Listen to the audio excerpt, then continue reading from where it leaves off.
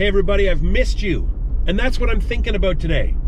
Being missed. Missing people and being missed. And is it better to be missed than it is to be anticipated? So here's my story, or here's my question, I guess. My question is, do your clients feel like clients or members? Do they feel like they get great service from you? Do they feel like you have a fantastic experience? Or even better, does everything you do create a sense of belonging within your client? Here's my story about how powerful that can be. A bunch of years ago, I roll into Chicago, feeling terrible. Had a cold, delayed flights, lots of speaking engagements. I'm just dying. I walk in the lobby, W Hotel Chicago. The woman from the front desk looks at me and says, "You look terrible," which is, you know, a hysterical thing to say to somebody who's checking into your hotel. "Good evening, sir. You look terrible." But I did look terrible, and I felt even worse. And in that moment, I felt seen, like, yes, I do look terrible because I'm dying.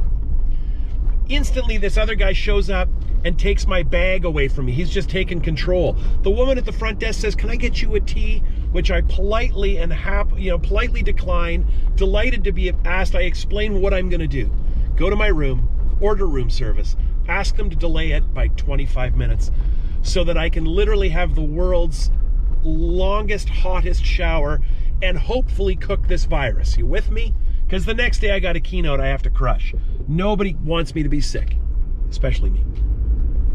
I get up to my room and I call room service.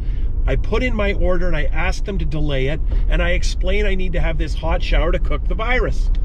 And I should have known something was up, because the girl on the phone says to me, "Yeah, I know, I heard."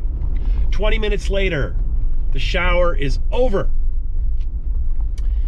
And there's a knock on the door, and someone appears with a tray, and there is my order, but even better, there is a bowl of chicken soup that I didn't order, that's on the tray with a note from the chef that says, "This is what I make my children when they're not feeling well." Oh my God. There's a vitamin C booster that says, "Take this, you'll feel better." I still buy that vitamin C booster and travel with it all these years later. So I say, "Oh, thank you. I noticed there's not a bill." The person who dropped it off said, "Well, we don't want to charge you. We just want you to feel better." The last thing she said to me is, "And you should be wearing socks, sunshine." Isn't that wonderful? Here's how wonderful it is. Since that night, I've spent 903 evenings in a now Marriott property. That was a Starwood property bought by Marriott. That's a cool story I'll tell some other time. What was Marriott actually buying? Buildings or loyalty? So, 903 nights at an average of $200 a night, which would be remarkably conservative, is $180,000 US. That's not even the most important part. The most important part is that when I stay at hotels that are not Marriott hotels, other big international chains, and they say, "Hey Dennis, you don't collect any points, do you want to?" I say, "Nope," because I don't really belong there. I'm just using them. You follow me? It's not my place. I don't want to belong to anywhere else. If I'm not staying where I belong, it's because there was no choice. I asked you, hey, do your clients have a sense of membership, of belonging at your business, or do they feel like a client? Think about that, and think about what you could do to begin to shift that client by shifting your own mindset as to what you are trying to do at that business.